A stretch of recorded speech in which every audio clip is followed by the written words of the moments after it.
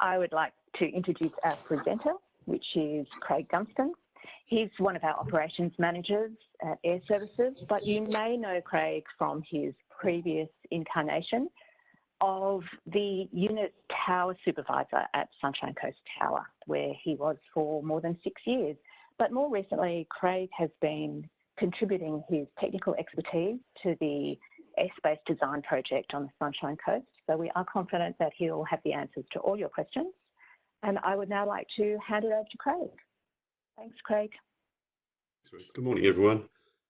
As I said, as Ruth said, Craig Gunston, former UTS at Sunshine Coast, and now an operations manager, soon to be in Brisbane.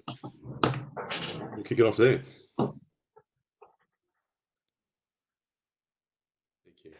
Okay, so the airspace changes come as a result of Sunshine Coast constructing a new runway. That new runway is orientated 1331. It's 45 metres wide. It's a significant increase in the runway that we have today to 2450 metres.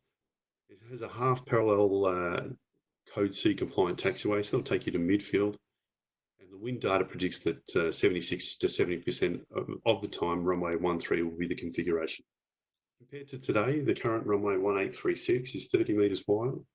It's 1797 metres long. And we access for RPT mainly for Bravo 1 and Bravo 2 in the old days. Now Bravo 2 is the only one available, which is midfield, requiring a backtrack and longer runway occupancy times than we envisage in the future. Some of the drivers that led to the construction of this runway, the old runway being 30 metres wide, it was dictated for all the airlines for safety reasons, that it be a captain's only landing. There were some restrictions on a while that were imposed upon by CASA that evolved and moved on, but that was the drive for the change to construct the new runway. It also will give us greater reach from Sunshine Coast to New Zealand and other ports in Asia, so there's significant benefits to the community by constructing the bigger runway.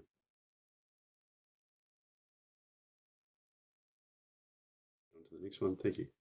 So when we open the runway, what we're expecting to see is a revised RPT apron. Looking at the taxiway to the right, taxiway Foxtrot, that's the current 1836. That's how GA aircraft will access the GA apron to the south. And taxiway Alpha will be the main ingress-egress to the new runway. There'll be works to the northeast of the RPT apron, and there currently works today, but they'll slide a little bit further south, so that'll still knock off that northeastern access to taxiway Alpha, and it will mean that access to the GA, as I said before, is via Foxtrot. As part of this, we'll expect to see some decommissioning markers on the current Foxtrot, because it is 1836 today, and we'll see significant changes to the lighting that's on there because it'll no longer be a runway. Additionally, Bravo 2 will be relocated. You'll see at the centre north of the screen. Bravo 2 is currently where the arrow is to the construction compound. It'll move to that northern area. So Bravo becomes the taxiway on the northern side of the RPT apron. On to the next one. Okay, this is our current airspace architecture. The rings are centred on the DME, limited by Brisbane airspace and truncated to the west by the Bruce Highway. The current approaches have been squeezed in the volume, and the reversal procedures of the VOR and NDB approaches are examples of that squeezing into the volume. Additionally, approaches are not contained within controlled airspace. The RNAV Zulu and the VOR NDB for 36, which flies along that southern 8-mile arc, are not contained. So if we're heading changes to those, there would require significant changes to our airspace volume to make sure they're captured in any change as the new direction from CASA.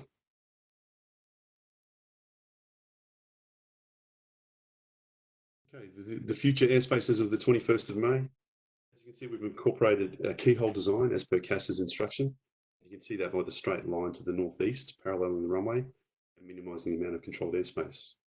The longer arcs are based on the runway thresholds rather than the DME or ARP. We've contained all the instrument approaches and kept what we could from the old airspace, and that's most notably seen by the cutting off or truncation of the airspace to the west, coincident with the Bruce Highway. Go into a little bit more detail coming up. Looking a little bit closer, tracking to the west, the Bruce High permits avoiding controlled airspace. And beyond 8 Mile, the opportunity to avoid the airspace below 1,500 feet endures. And will provide more than 1,000-foot separation from residential areas and more than 500 foot from non-residential areas if you move around the controlled airspace to the north. Next one. Just a closer look at the steps to the north.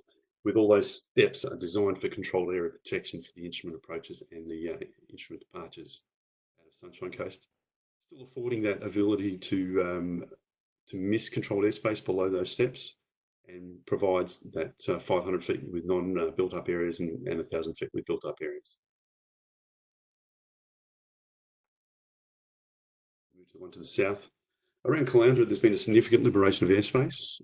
The current limit is to 4,500 feet to remain outside controlled airspace. This has been lifted up to 7,500 feet. So Caloundra can have a little bit more freedom to manoeuvre around, and we can minimise that airspace to the south. See the 7,500 foot pin to the west of the diagram, just above the cursor. So that goes all the way up to the airspace boundary.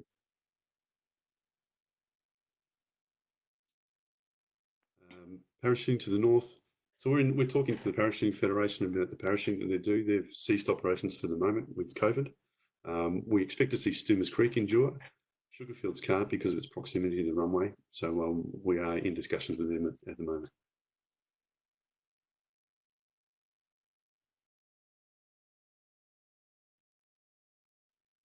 There will be changes surrounding frequencies due to air traffic resectorisation as part of this change. Some of the familiar frequencies will endure immediately to the north, 129.0, but everything will be included on all the AIP information that is already in published and will come into effect on the 21st of May. Likewise, the next slide will show the Class E changes to frequencies, some slight changes around the volume.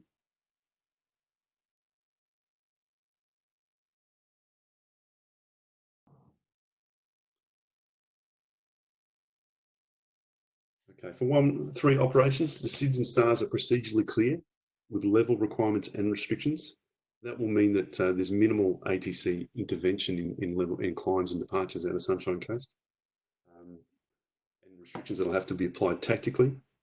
And those tracks that are utilised are in accordance with those approved with the EIS.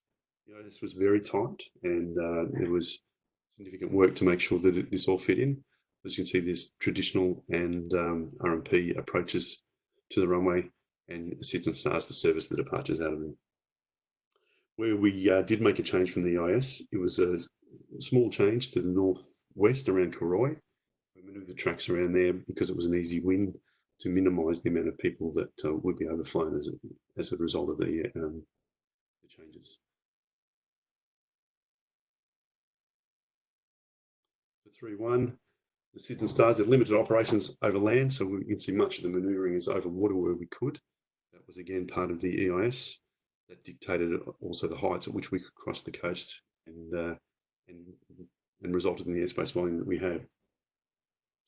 There is an ARP SUP that's currently out, and that's 31 of 20, which will show all the SIDS, stars and approaches that are available in the new design.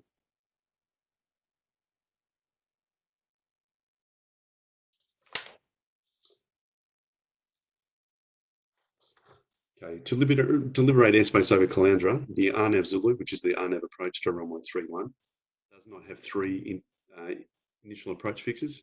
See the one on the left, that would be a traditional design. If we were to utilise that, we'd have to take additional airspace over the top of Caloundra, which may limit their operations. So after consultation with industry, that we went around and talked to all the users, we come up with the approach to the right.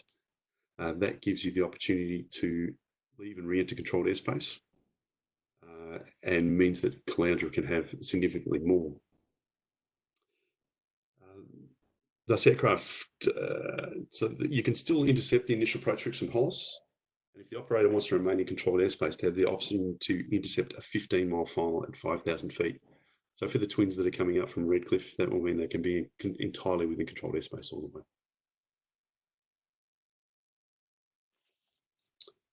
Next one, when we on runway 13, the current tracking via Hollis will still be available.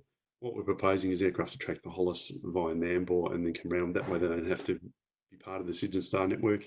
It'll minimise any delay to those practice works and to those aircraft that aren't fitted, and won't disrupt everyone else in the volume.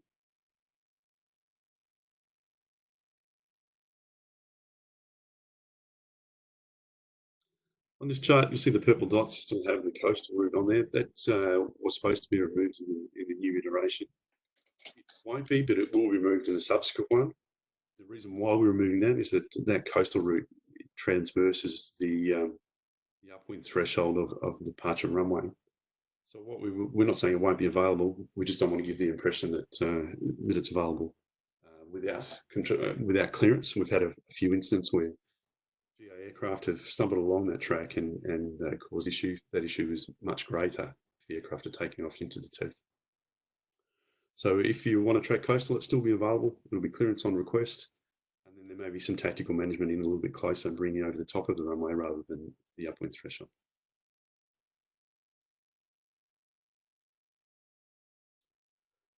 Since our plan's been put in place, we've learnt that there may be some delays, or there probably would be a delay to the delivery of the new runway. So as a result, CASA and the airport have promulgated a temporary restricted airspace. And you can see that to the bottom of the diagram of the purple section, just bordered in red, temporary restricted airspace. So that temporary restricted airspace is just designed to give the current levels of protection 36 approaches if the aircraft is on a VL approach to runway 36.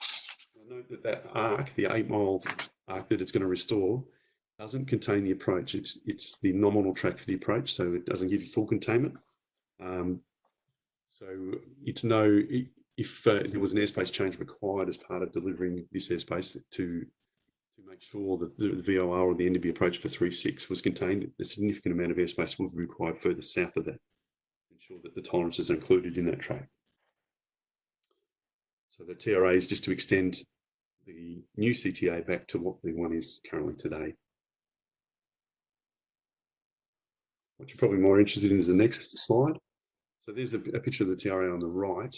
What we're proposing is that if you draw a line Ilkley, Palmview, Curramundi, that's about where you want to request for clearance to come in when the TRA is active, which will be during control hours. That way, we can make sure that there's no one on the arc and going to be in conflict. You guys can rest assured that you're not going to be in conflict with the guys on the approach. And likewise, if there is, we can give you tracking probably around that arc in order to sequence you in and make sure there's minimal delay.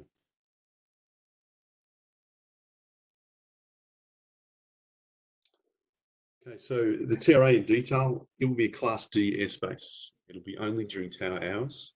So that's 7:30 a.m. through to 7:40 p.m., 21:30 to 09:40. It'll be activated by NOTAM, and that NOTAM is issued by the Office of Airspace Regulation. The current ACP, the Airspace Change Proposal, extends from the 21st of May, which is the airspace change day, through to the 30th of June. That also means that the SUP with the new approaches, that's 31 of 20, will not come into effect until the new runway opens. CASA's instrument number for that approach, or for that airspace change, is 31 of 20. It's the legal authority to produce the NOTAM. Our aerodrome chart will be reissued via AOP SUP, 41 of 20. So that'll detail all the taxiways and everything on the airport. And a NOTAM will be issued to limit the instrument approach training available for operation reasons, not for training. The reason being is that the way we manage traffic during that time will change significantly and will only be an interim. We've been preparing for the last year and a half now to do this for a complete change. And now we've moved to a tactical situation where we've got a few weeks where we have to do and treat traffic significantly different than we expected. So it's just a way of mitigating against that. However, as you know now, training and traffic is significantly down in the area, so I don't expect it to be too much of an issue. Any questions?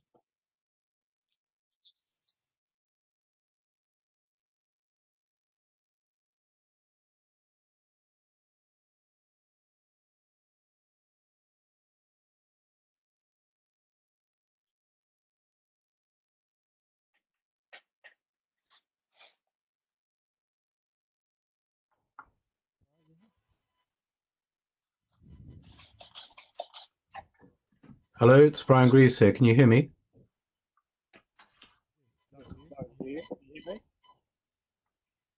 I can hear you vaguely. I just wondered if you had any time scale on when the new runway might open. Sure, Brian. At this stage, we're expecting it to open as of the 14th of June. So that will be a couple of weeks where we'll be in this contingency arrangement. Okay, thank you. Sorry, I missed the beginning of the presentation. No problem.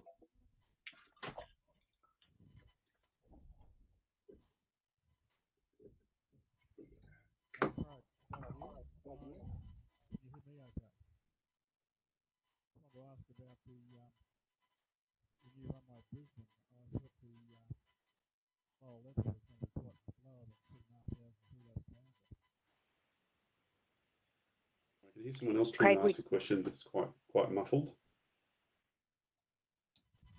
yeah, there's been one other question so far, Craig, about the approaches. The approaches that are squeezed into the airspace, are they still normal descent profiles so that higher workloads aren't an outcome of the squeezing? Yes, so the current volume is all containment, and it is all within the normal parameters of an aircraft performance. So it's nothing extraordinary or supernatural that you have to fly. It's normal approaches, so they're all compliant with PANTOPs.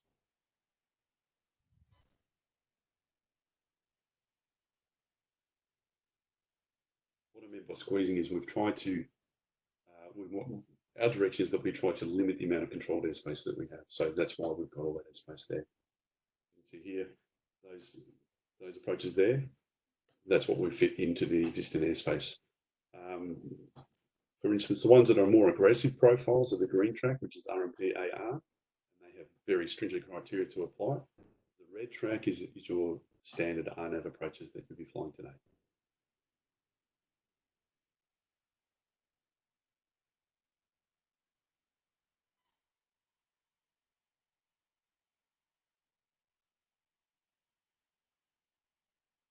A couple of other questions coming in now, Craig.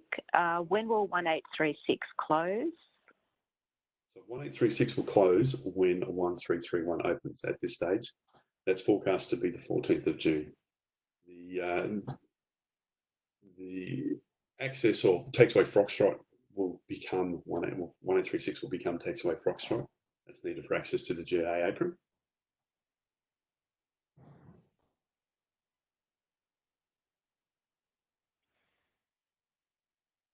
And another one, at what height do you expect inbound traffic to cross Hawaii? Why? Sure you know what that means, Craig. I'm not sure what that means. Hawaii? K-R-Y. Kingaroy. Kingaroy. Yeah. Woohoo. That'll be above 5,000 feet because they're on descent to 4,100 for the initial approach fix. Those RPT tracks will be higher than that. So if you could allow about a 3% profile, that's about right. So if you're looking for it depends on the aircraft itself. If it's going to be a light twin, they're going to be what, 5,000 to 7,000 feet.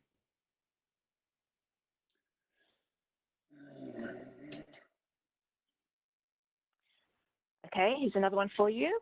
Can we have a list of the approaches that aren't contained wholly within controlled airspace, please? One of the VOR approaches was mentioned. In the new volume, everything is contained. In the current volume, none of them are contained. It's all written on the approach plates in the bottom right corner.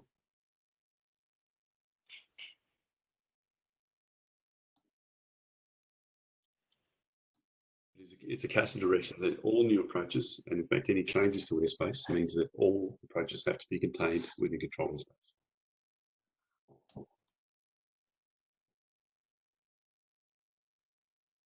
Any more questions? Please feel free to use your chat function to submit your questions. Because you're all muted, and if you're talking, we're not hearing you.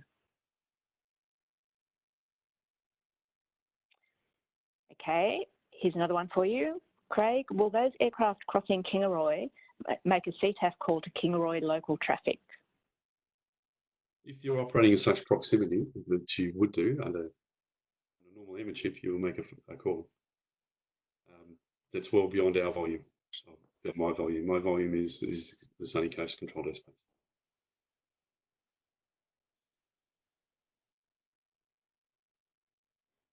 This next one's a little cryptic, at least to me. Mention the code B passing bay at the end of the new taxiway. Should that be taxiway A? Taxiway Alpha, yeah. So there is on taxiway Alpha with the elbow. There's a midfield entry point into what 1331. Obviously, there may be aircraft egressing the runway from that point, so there'll be a passing bay on the elbow of taxiway Alpha to enable run-ups and aircraft to pass each other. So there's a lot more room to manoeuvre on taxiway Alpha than the old taxiway Alpha or even taxiway Charlie.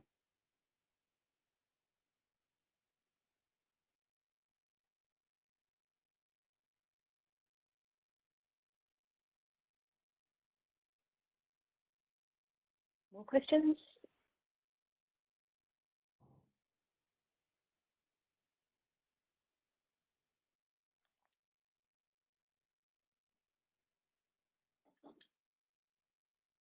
Craig, I think you must have answered everyone's questions in advance. Fantastic.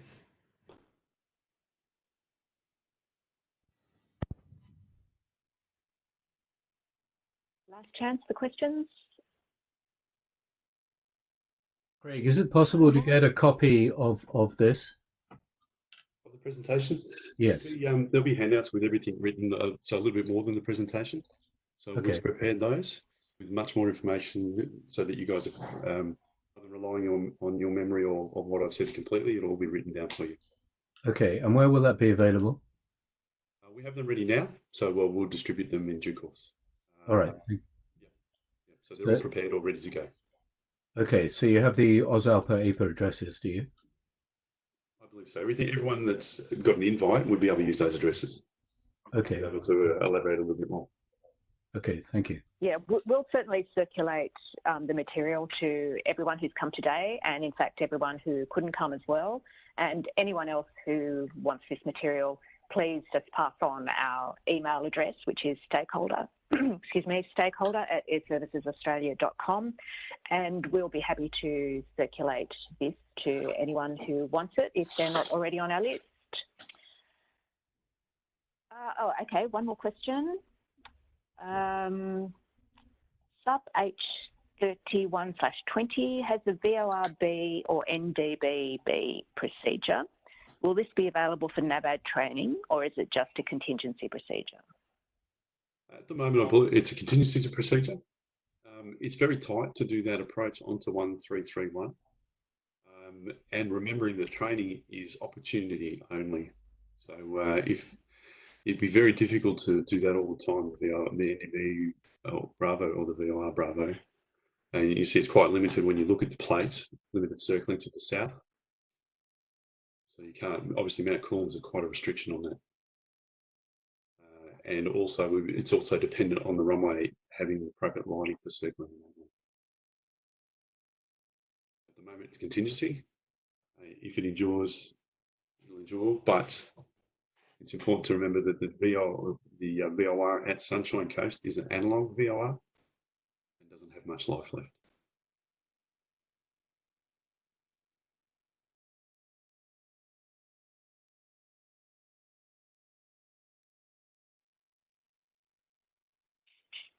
Further questions? You've got to thank you for that one, Craig. Thank you. Thank you, Craig. Thank you. So as I said, we'll be happy to circulate this to anyone who wants the information. Please contact us at any time if you come up with more questions. Again, stakeholder at airservicesaustralia.com. And we're happy for you to circulate any of the material that comes to you to anyone else that you think would be interested, or feel free to let us know that there's other people who want it and we will circulate it for you. Thank you all for coming. We will be having another update next Tuesday, which will be on the changes in Brisbane to Brisbane Airspace. We will be sending out invites to that as well. So please look out for that one. Is there any, if anyone has any suggestions for things that they would like to be updated on in this sort of format, please, again, feel free to let us know. stakeholder@airservicesaustralia.com. Thank you, everyone, for coming. We hope to see you again soon.